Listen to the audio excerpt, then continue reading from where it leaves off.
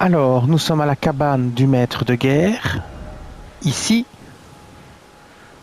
Donc là, vous avez la cabane de Valorage, ici le tunnel de garde-fort, Margit le déchu. D'accord? Alors, ce qu'on va faire, c'est on va tester sur les deux ennemis ici une nouvelle arme. Alors, cette arme qu'on va tester, c'est l'épée droite ornementale en +7. C'est une épée qui fait des dégâts ordinaires perçants. Le coût de la compétence magique, enfin de la compétence infusion d'or, c'est 24 points de magie. Ça fait des dégâts physiques, sauf quand vous imprégnez votre lame, alors vous faites aussi des dégâts sacrés. Je vais vous montrer ça.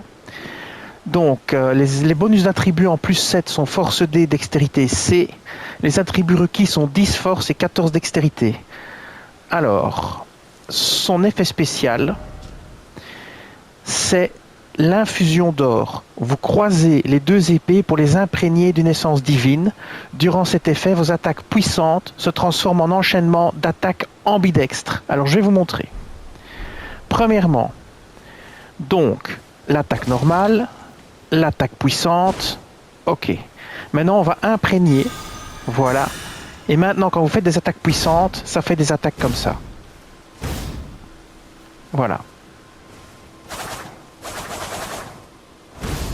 Voilà. Donc, vous gardez enfoncé, vous chargez, ça fait cette attaque-là. Voilà. Si vous donnez un coup sec, ça fait ça. D'accord? Alors, on va tester ça sur les ennemis. Ah oui, je vous montre un autre truc. C'est que maintenant, vous avez des dégâts sacrés plus 85. Donc, quand vous imprégnez votre larme, vous avez des dégâts sacrés en plus. Si vous imprégnez pas votre larme, vous n'avez pas de dégâts sacrés. Alors, je vais vous montrer.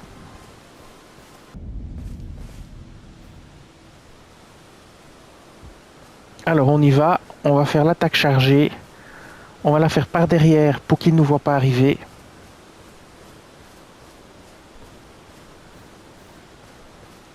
On va imprégner d'abord. On imprègne. Et on va par derrière. Oups, les on a déjà vu, c'est pas de chance.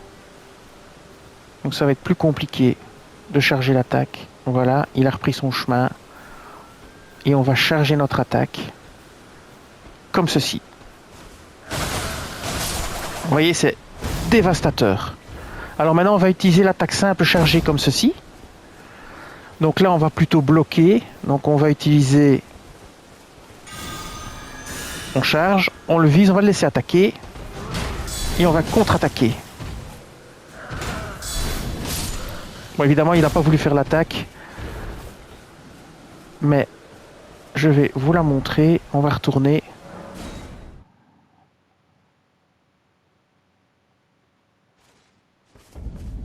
Je vais le refaire une fois pour vous montrer. Puis après, on le fera sur le géant pour que vous voyez les dégâts que ça fait.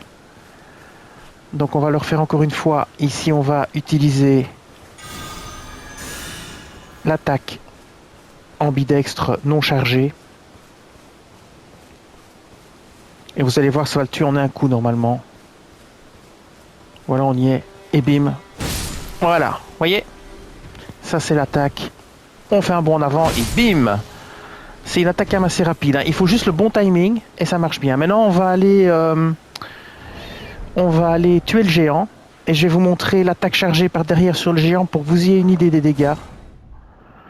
Et ça mettra fin au test après. Mais c'est juste pour vous montrer.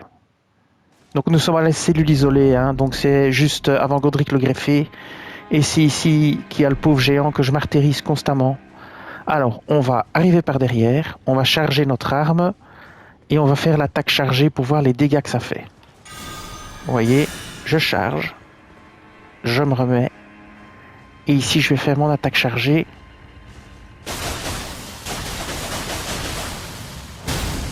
Et j'enchaîne directement. Voilà. Voilà, comme ça, vous voyez un petit peu. On va prendre les oiseaux avec leur bouclier. Il faut juste le bon timing. Bim. Et bim. Voilà. Bah, ça vous donne une idée des dégâts, des attaques. Donc, en résumé, vous chargez, vous faites des dégâts sacrés en plus. Simple attaque et grosse attaque. Voilà. Alors à vous de voir si ça vous convient ou pas. C'est fun à jouer, c'est certainement pas la meilleure épée, mais elle fait aussi des dégâts de sacré. Alors si vous vous posez la question sur les morts vivants, si on tape les morts vivants avec cette épée, est-ce qu'ils vont revivre ou pas? Vous oubliez, hein. J'ai essayé, vous chargez votre épée comme ceci, vous essayez cette attaque-là, ou celle-ci, ou les attaques normales, une fois que l'épée est chargée, ça ne tue pas en un coup les morts vivants, les ossements tombent au sol et il faut retaper, malgré qu'on a des dégâts sacrés notés, quoi. Voilà. Eh bien, cette vidéo va s'arrêter ici. Je vous dis merci et à bientôt.